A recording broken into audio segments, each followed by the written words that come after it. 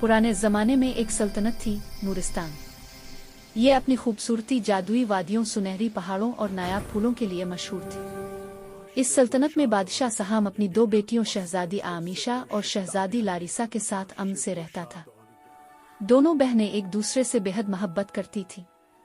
लेकिन बादशाह की बीवी मर गई और कुछ साल बाद मुल्क में आ गई एक नई मलिका, सौतेली मां ज़हरिया, जो बज़ाहिर खूबसूरत, शाइस्ता, नाजुक थी, मगर दिल से अंधेरी रात जैसी जालिम। किसी को मालूम न था कि वो इंसान नहीं बल्कि उसाया खुर थी, ऐसा जादुई वजूद जो लोगों की खुशियां और हंसन निगल कर ताकत बढ़ाता है। जब इसने दोनों शहजादियों को देखा तो इसका दिल जल उठा, क्योंकि आमीशा का दिल रोशन था और लारिसा के आंसू सच्चे थे। ये दोनों वो चीज़ थीं जिससे मलिका की ताकत कमज़ोर होती थी। शुरू में मलिका ने मोहब्बत का ढोंग रचाया, लेकिन जैसे ही बादशाह जंग के सिलसिले में कई महीनों के लिए दूर गया, इसने महल का माहौल बदल दिया। वो शहजादियों के खाने में राख मिलाती, कमरे बंद कर देती, उनकी किताबें जला देती, उन्हें सर्द तहखाने में सोने पर मजबूर करती और सबसे भयानक, रात को उनके कमरों में साए छोड़ती जो उनके ख्वाब चाट जाते।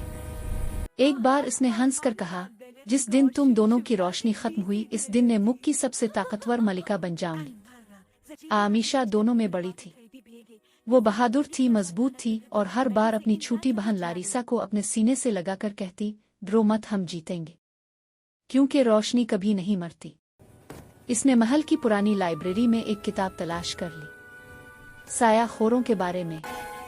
इसमें लिखा था कि सायाखोर को शिकस्त देने के लिए सच्ची मोहब्बत और कुर्बानी की जरूरत होती है।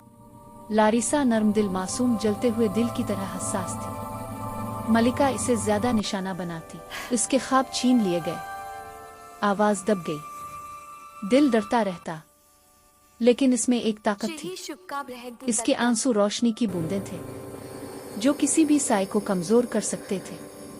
एक रात वो दोनों बहनों को कैद करके कहती है, सुबह होते ही मैं तुम दोनों की रोशनी पी लूंगी और फिर कभी कोई मुझे नहीं रोक सकेगा। लेकिन ये इसकी गलती थी, क्योंकि बहनें कैद में भी एक दूसरे के साथ थीं।